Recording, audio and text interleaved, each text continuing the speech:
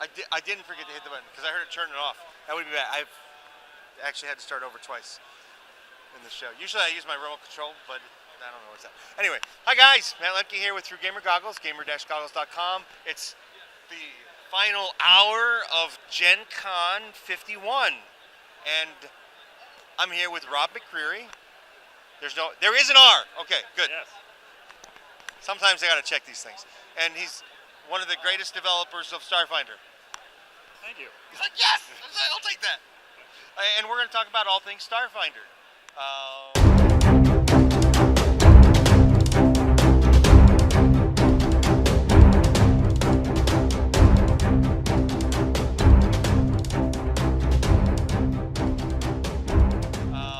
And we're gonna start with the Armory, right? Yeah, that's our new release of the show this year, full of all sorts of equipment options for Starfinder, tons of weapons, armor, power armor, magic items, vehicles, all sorts of great stuff. New player options for some of the character classes as well. Okay, so we'll talk about some of the Armory and rules stuff now, I guess, because it had to be a little bit of a challenge to balance science fiction weapons within the Pathfinder system. Yeah, well, in fact, how we do weapons, we changed a bit from Pathfinder. All equipment has levels now, and so your damage scales as you get higher level weapons. So a first level weapon does significantly less damage than a much higher level weapon, and you upgrade your weapons basically as you go up in level. Yes, and I actually like that a lot, but how long did it take you guys to come to that conclusion? I'm not sure exactly how long. Probably it was all part of the design process, and we were looking at, what do we want to keep from Pathfinder, what do we want to do differently. It was probably, a couple of months worth of discussion and running the numbers. And what about vehicles? Because that had to be fun to do too. Oh yeah, vehicles are great because that's something that's not in Pathfinder, and we had room for a few in the core rulebook, but we were excited in Armory to put in a lot of new ones. So we've got some submersibles and some hover tanks and all that kind of stuff. Really cool. Any kind of science fiction concept you can think of, you've got vehicle rules for. What were some of the challenges with designing vehicles for this? Mainly how they interact with sort of personal scale combat, because it's not like starships, which are really on their whole other thing, but it's just, and which vehicles you can mount weapons on and that sort of thing, and just kind of having a good way for them to interact on the table. Yeah, because they don't really scale well. Yeah. Being a miniatures player, they don't scale well. I know that. And I guess that would bring us to maybe the beginner box? Yeah, we just announced the Starfinder beginner box at the show. It's going to come out in the spring of 2019.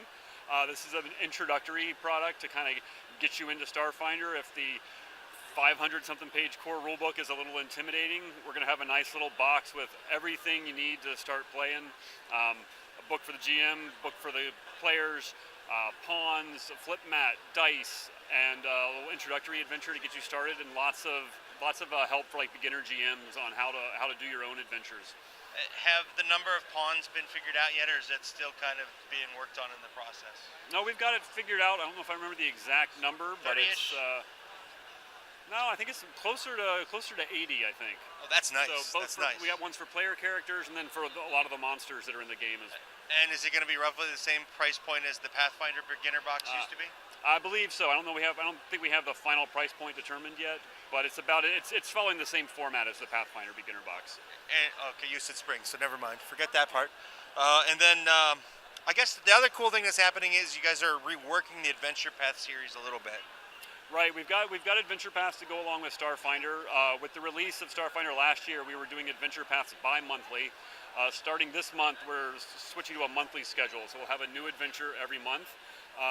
August starts with the first volume of the Against the Aeon Throne adventure path, which takes you puts you up against the evil Aslanti Star Empire.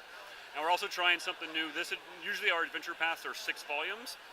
Against the Aeon Throne is a 3-volume AP, so it's a little bit of a shorter campaign for people that may not want to. That's followed by, August, September, October, November, we're doing our next adventure path, Signal of Screams, which is also a 3-part adventure path. That one starts at level 7, so if you can play through Against the Aeon Throne and then immediately move your characters into the next adventure path, Signal of Screams.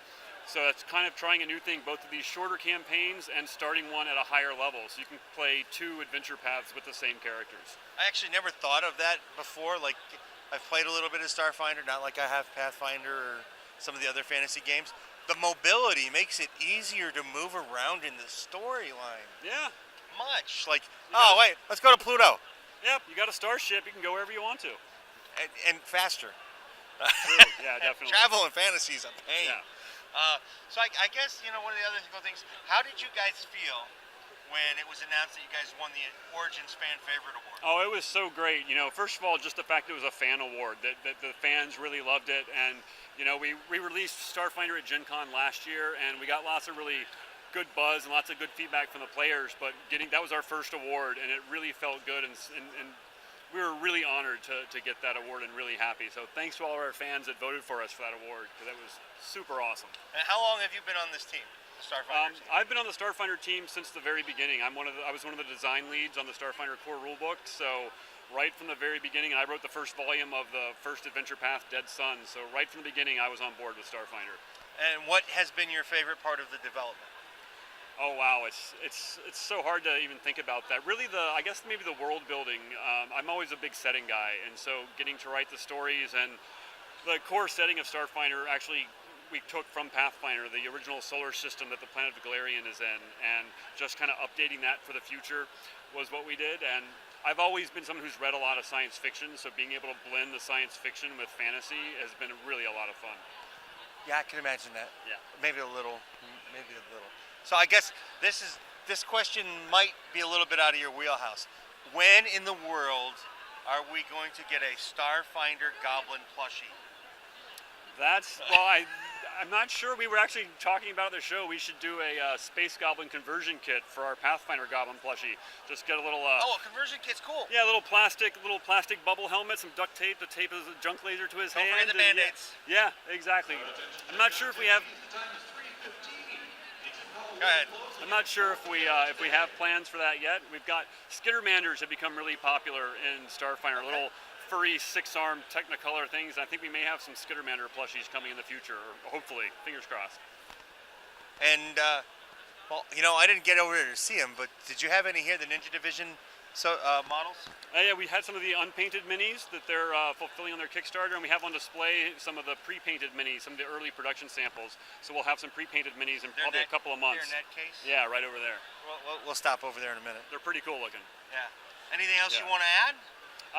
We also have a Starfinder Society organized play program. So at your game stores and conventions, you can go in and meet other Starfinder players and really explore the whole galaxy of Starfinder. It's a good way to get into the game. And there's really no limit. There's not. You got a whole galaxy to explore. And more. And more. Has anybody flown through a black hole yet? Not to my knowledge. All right. I think that's it then. All right. Well, thank you very much. Thank you. Bye, guys. Hi, guys. Meet the Nibbles, who's gonna go down. She just decided not to go down my back, so we'll do this for her so she's comfy. Thanks for watching my video, and I appreciate it. Please hit the like button and share it if you know somebody who might be interested.